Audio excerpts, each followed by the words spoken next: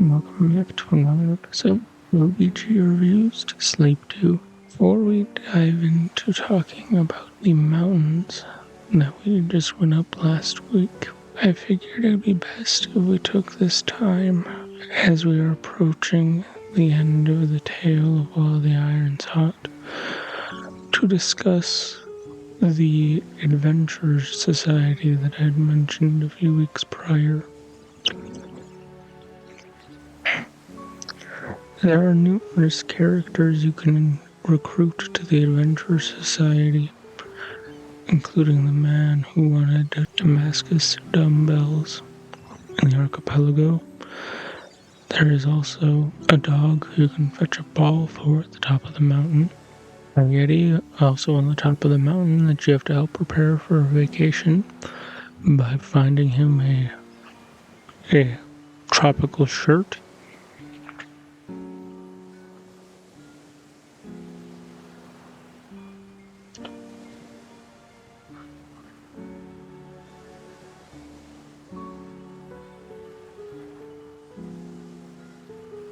By finding him a tropical shirt.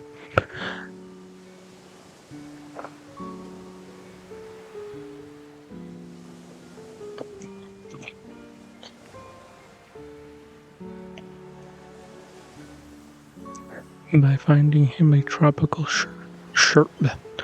By finding him a tropical shirt, as well as finding ways to keep his house warm and other things to help encourage him to take a vacation off of the top of the mountain.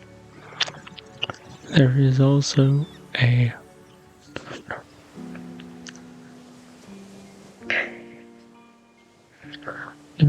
member of the Sneaky Society that if you bring her a box of supplies from a shipwreck, then she will join your Adventure Society.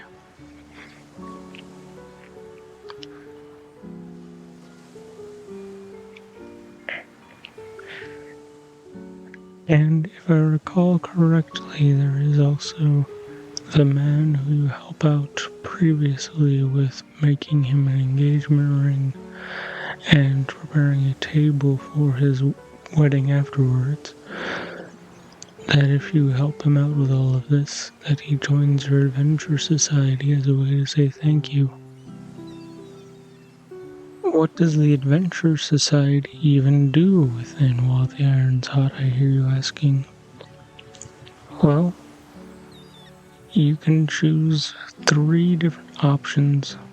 You could choose to send them into dungeons, go on PR runs where they will essentially speak your praises, or they will go on excursions to fight monsters in your honor.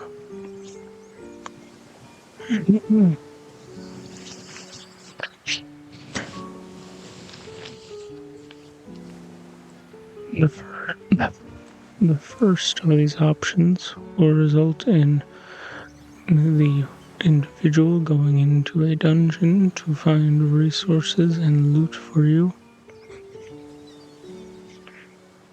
The second will result in your character's renown going up as the individual speaks your praises. And the third will result in acquiring money and more renown, but less so than the other 2 options.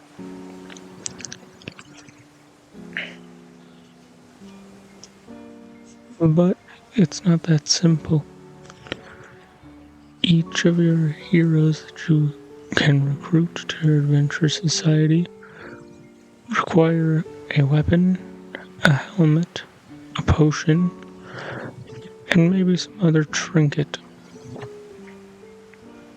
The better the equipment you provide them with, the better they will do at the various tasks, and the higher quality and higher quantity of loot they will bring back, as well as increasing their chances of success of bringing anything back at all. But with that out of the way, let's talk more about the trek up the mountain, shall we? Going up the elevator, you find that the mountain is unsurprisingly covered in lots of ice. Unlike a lot of other games where you might need to push a block around on ice, while the iron's hot, you essentially act as the block sliding around on the ice. You cannot change your direction while you are sliding, but you can use obstacles in your way or reaching the edges of the ice to redirect yourself. Sometimes that might be going back to where you started to pick a different entranceway, or it might be going a different way to maybe get a chest, or maybe to get to the next point of progression.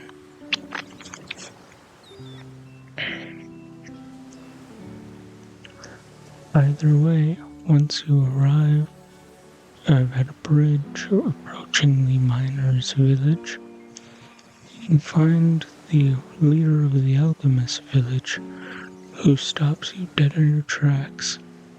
The leader of the alchemists says that she cannot allow the past to repeat itself, and that she is sorry for sabotaging your trial by making the alchemy lab explode, but that it is for the best if you do not manage to survive what happens next. Suddenly, right as she finishes speaking, the bridge explodes, but you manage to dive out of the way right before it does so, not being able to cross the chasm otherwise, when suddenly a man named Arrow from the tribe of the Hunters appears next to you and explains that he has a cool idea for a giant bow and arrow, and that this opportunity seems like the perfect time to pitch it to you. He only asks that you forge a gear for it, as well as to get into contact with some of the other tribes to help procure the resources for it. You have to get the lumberjacks to get a massive wooden rod to be able to put at the front of this massive bow.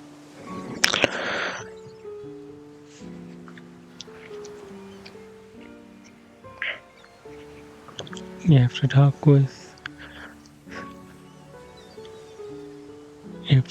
the alchemists about preparing highly precise gears and other bits of machinery. You have to talk with the shipwrights about making sure that all the mechanisms are properly oiled, and many other aspects of this process. However, once you have procured all of the necessary resources and gotten the aid of all of the other tribes, when you go tell Arrow about this, he reveals that he's already finished with his giant crossbow. All he needs is for you and your mobile forge to strap on to the front of the arrow.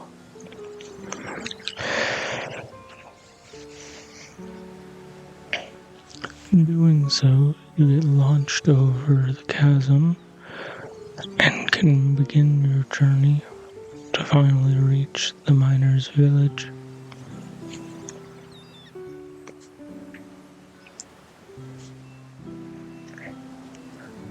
When you arrive in the miners' village, there are a few side quests you can participate in. There's a man that needs an everlasting lantern for down in the mines. There's a man that needs a better pickaxe made out of volcanic rock, and a few other tidbits. But for tonight, I think it's best if we focus on the final phases of the game.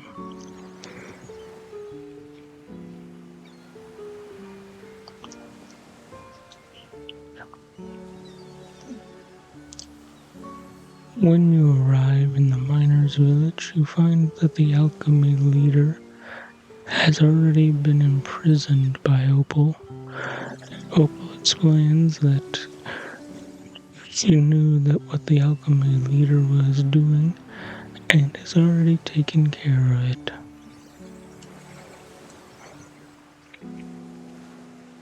But fortunately, you arrive at the village right before Tristan was about to go into a massive doorway.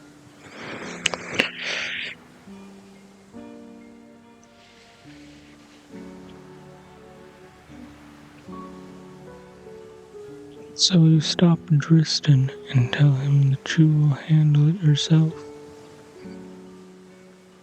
But before you enter this massive doorway, Tristan decides to tell you the rest of the tale that you had learned previously.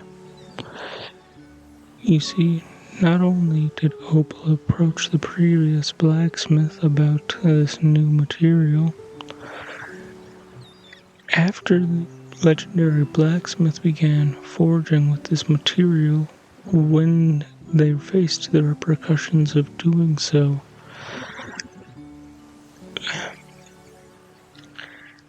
they realized that it was no god that struck them down. No, it was a dragon. The legendary blacksmith made it out of that attack alive, however, and he was filled with so much rage that he dived into the volcano and built a massive locking mechanism to ensure that neither he nor the dragon could escape.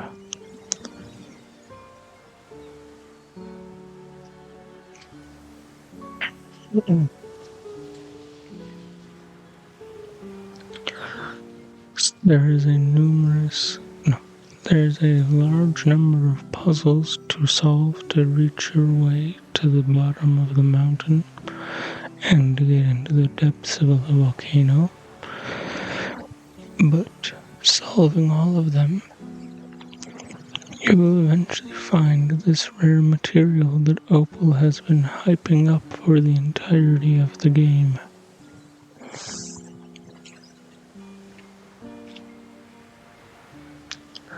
A strange crystal sitting in the center of the volcano.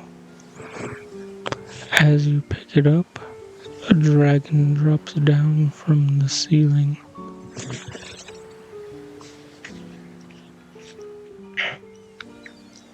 You initially run into a little hideaway that you find that the legendary blacksmith had made before they had passed.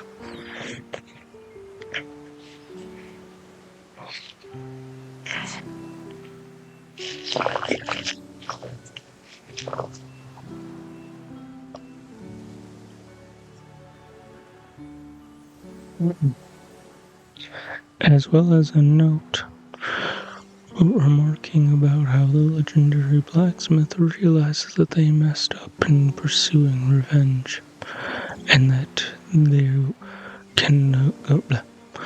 they can currently go nowhere, and that if they could, they would like to go back and do things differently.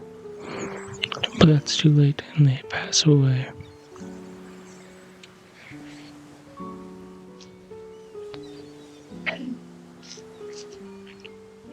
This is a point of no return within the story of While the Iron's Hot, where you see there are two endings to the game. One where you die the same way that the legendary blacksmith before you did, or you go out and you face the dragon. Not in combat though. Not at all like in combat. You go out and you talk with the dragon, and the dragon reveals why he attacked on that fateful day. You see, this legendary material that Opal has been so excited about is a material that the dragons call Amri. Amri is what remains of a dragon when they die. For unlike humans, dragons are beings of pure magic, but magic does not fade away and become one with the earth in a similar way to humans. No, magic rejoins the earth in a different way. When the dragon passes away, their body fizzles away and transforms into these beautiful crystals. They are filled with magical power, but humans, being the greedy beings that we are, were more obsessed about their power than taking the time to find out what they truly were.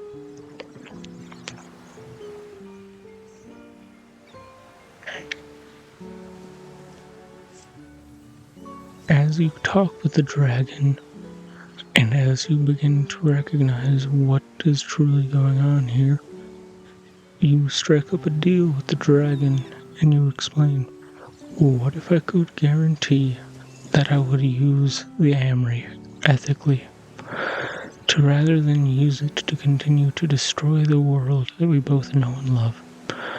What if I agree to use it to make ways to improve the world, so that way people don't have to harm nature as much as they have? Would that be okay? Would you be willing to give me a single piece of Amory to try? I will not come back into the volcano for more, unless I can prove to you that I have used it ethically.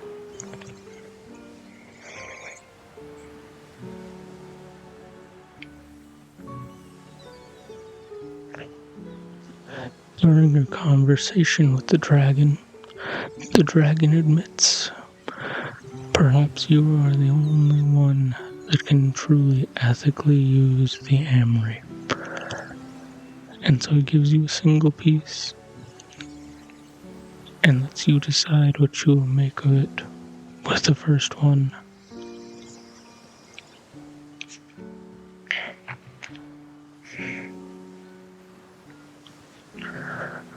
When you come back out of the cave with this piece of Amory, alive and well, you find that Opal and her assistant have been locked up in a cage, and that the alchemist leader has been set free. When you ask about why, you notice that all of the other village leaders are there. And they explain to you that when they arrived, they explained to you that Tristan went and told them about what is happening. And they realized that Opal's scheme could have gotten the entirety of Elian wiped off the face of the world, and that they could not let her go unchecked anymore.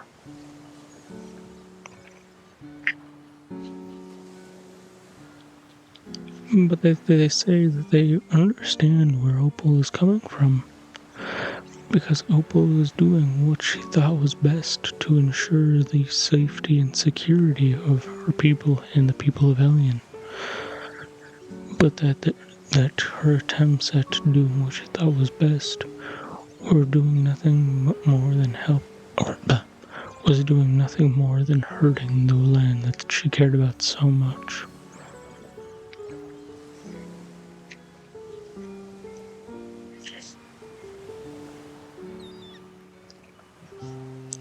This is where the post game of While the Iron's Hot begins. Each of the different village leaders have different ideas on how to ethically use Amory. The hunters want to make a freezer so they can preserve meat that they hunt and sell it without having to cover it in loads of salt and thus ruining the flavor of the meat.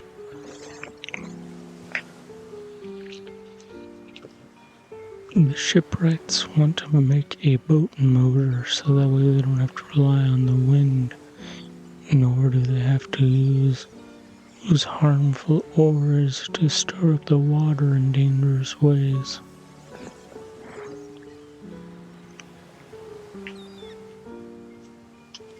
The miners want to create a drill so that way they don't have to keep using dynamite to destroy the mountain.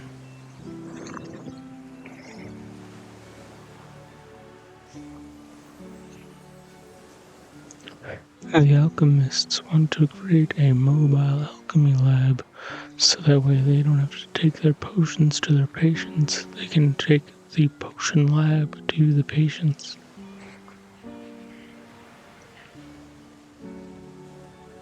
The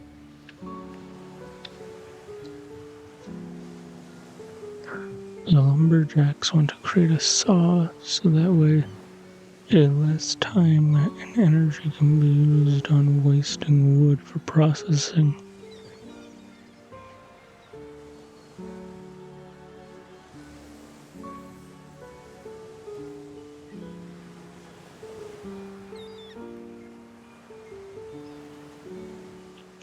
The other thing that you can do with the piece of amory is fulfill Tristan's dream of having another arm again. Because he explains that he had lost his arm during the attack from the dragon that was many years ago. But you can use the amory to give him a mechanical arm that functions just like a normal natural arm. There are a few secrets and a few quests that I have yet to talk about within the land of Elian. However, for now, as this was a last-minute recording and a last-minute editing session, I will bid you a good night, my friends. I hope you sleep well, and I hope you get up in the morning well rested and ready for the day ahead. Good night.